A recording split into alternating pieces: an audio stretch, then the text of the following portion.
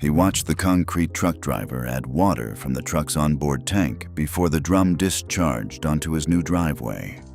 He did not know what this meant. He assumed it was normal. He paid $11,000, watched a beautiful smooth surface get finished, and took photographs of it that afternoon because it looked exactly like what he had expected. By the third winter, the surface was scaling.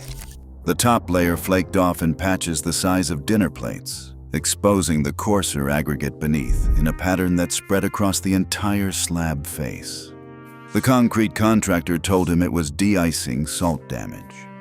He had used calcium chloride on the driveway during the first 2 winters. The contractor was technically offering him a plausible explanation. The actual cause was the water the driver added before the pour, which reduced the compressive strength of the concrete below the specification on the delivery ticket, below the strength required for the freeze-thaw climate where the driveway was poured, and below the strength that the contract price implied he was receiving. The delivery ticket that documented what left the batch plant is still in the contractor's truck. The homeowner has never seen it.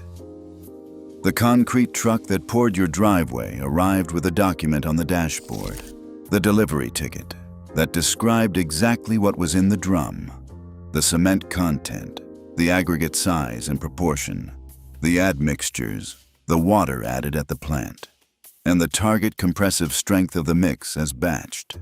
This is the specification you are paying for. This is the only document that records what the concrete was designed to be. The delivery ticket does not record what happens after it is printed. It does not record whether the driver added water at your job site. It does not record the slump of the concrete at discharge. It does not record the water-to-cement ratio at the time your slab was placed. The document that defines the specification travels with the contractor.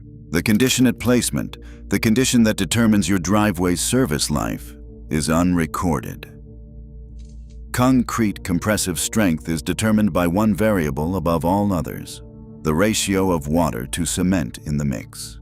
A residential driveway specified at 3,000 psi requires a water-to-cement ratio of approximately 0.60 to 0.65.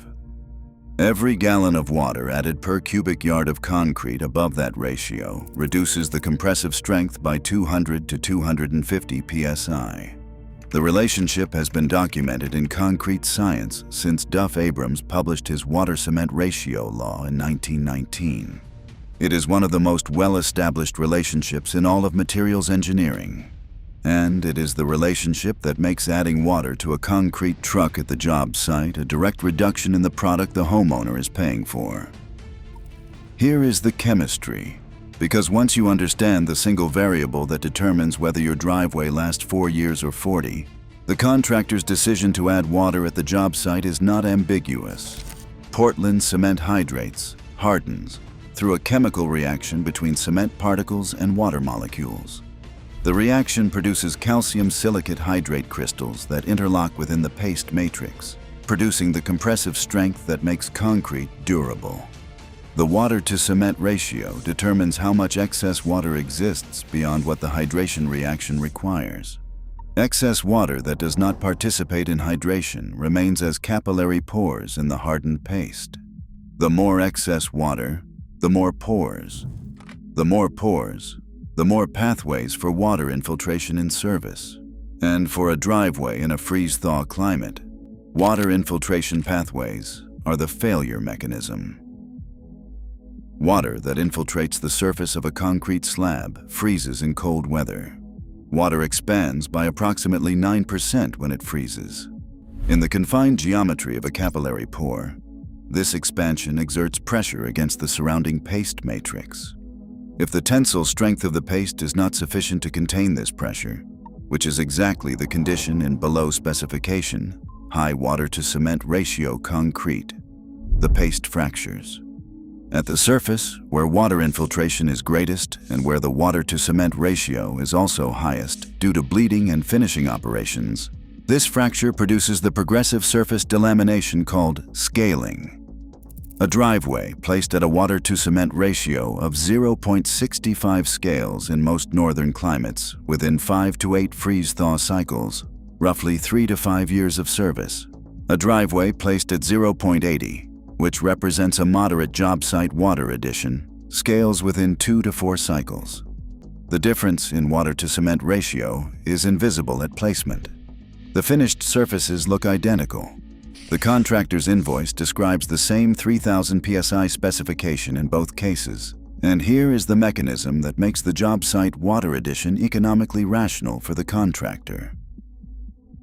Here is the tool that would have caught this before the first yard was discharged. It costs $29 at a hardware store. It takes 90 seconds to administer. It has been the standard field verification method for concrete workability since the American Society for Testing and Materials codified it as ASTM C143 in the 1920s. It is called the slump test. The slump test works like this. A sheet metal cone 12 inches high is filled with concrete in 3 equal lifts, rotted 25 times per lift to consolidate it, then lifted straight up. The concrete slumps, drops from the cone height. The amount of drop, measured in inches, is the slump. A 3,000 pounds per square inch driveway mix is typically specified at a 4 to 5 inch slump. A mix that measures 7 or 8 inches of slump at the job site has water content significantly above specification. The test takes 90 seconds. The cone costs $29. The contractor knows this test exists. The homeowner, in virtually every residential concrete transaction, has never heard of it. Here is where this becomes a documented industry-wide practice rather than an individual contractor's choice. The job site water addition is common in residential concrete work for a straightforward reason. Concrete that is too stiff to work easily with a screed and bull float requires more labor to finish to the smooth surface the homeowner expects. Adding water at the job site reduces the labor required to place and finish the slab. A mix that arrives at 5 inches of slump and is watered up to 8 takes 30% less time to finish to the same visual standard. The homeowner inspects the surface. It looks smooth and beautiful. The strength deficit is buried 2 inches below the surface they can see. Wait, because here is the warranty architecture that makes the job site water addition financially safe for the contractor. The concrete batch plant's warranty covers the mix as dispatched. The contractor's warranty covers labor, the installation, for 1 year. The scaling that results from below specification concrete appears in year 3 or 4 in a northern freeze-thaw climate, after both warranties have expired. When the homeowner calls the contractor about the scaling, the contractor offers 2 explanations. De-icing salt damage, which is excluded from virtually every concrete contractor warranty, and normal concrete weathering, which is also excluded. In the majority of cases, one or both of these explanations is technically plausible alongside the actual cause, which is never independently verified because the slump test that would have documented the condition was not performed. The man from the opening paid $11,000 for a driveway that was placed at an unknown water-to-cement ratio on a hot July afternoon, when the concrete truck was delayed 40 minutes in traffic, and the driver added water to restore the slump that had dropped during the delay. The delivery ticket showed a 4-inch slump at dispatch. The slump at discharge, after the water addition, was not tested and not recorded.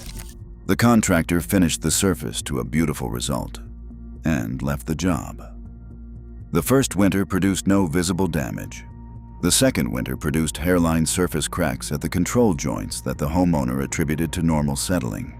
The third winter produced scaling at the approach to the garage that spread to cover approximately 30% of the slab face by the following spring. The contractor's warranty had expired 12 months after installation. The contractor's explanation, calcium chloride de-icing salt applied in excess of the product's recommended rate, was difficult to refute because the homeowner had used calcium chloride and because calcium chloride does accelerate scaling on understrength concrete. Both things were true. One of them was the cause. The three protections are pre-pour and contractual. Nothing corrects below specification concrete after it has hardened. The first protection is the written specification. Your concrete contract should state the minimum compressive strength in PSI, the maximum water-to-cement ratio, and the permitted slump range at discharge, not at the plant. A contractor who refuses to include a maximum water-to-cement ratio and a slump range at discharge in a written contract is a contractor whose practices are not compatible with those requirements. The second protection is the delivery ticket at discharge. Request a copy of the delivery ticket from the driver when the truck arrives and again at the end of the pour. Compare the slump at the plant to your eyes at the job site. If the concrete is flowing easily down the chute with a liquid consistency, it has a higher slump than a correctly mixed residential concrete should have. You do not need a slump cone to recognize overwatered concrete. You need to know what correctly mixed concrete looks like, which is stiff enough to hold its form on the chute, rather than flowing freely. The third protection is the slump test itself. A $29 slump cone, an ASTM C143 procedure available free online, and a request to the driver to allow a slump test before discharge takes 2 minutes and produces a documented result. A contractor who refuses to allow a slump test before discharge is a contractor whose mix does not meet the specification you are paying for. The final detail. The deicing salt attribution that the contractor used is not entirely false. Calcium chloride and magnesium chloride ice melts do chemically attack concrete and do accelerate surface scaling on compromised concrete.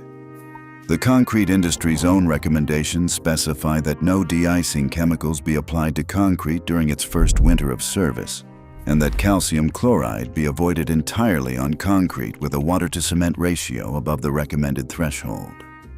The contractor who added water to the mix and then attributed the scaling to the de-icing salt the homeowner applied to a below-specification driveway was offering a cause that was real and secondary while concealing a cause that was his. The water-cement ratio law has been in the concrete science literature since 1919. The slump test has been standardized since the 1920s. The relationship between job site water addition and premature concrete failure is not disputed anywhere in the industry. The delivery ticket that records the specification travels with the contractor. The condition at placement, the condition that determines service life, is documented only if the homeowner asks for it before the truck discharges. The slump cone cost $29. The driveway replacement cost $12,000. Ask for the delivery ticket. Ask to see the slump test. The contractor who refuses to allow either has given you the answer before the pour begins. Subscribe. There is more of this coming.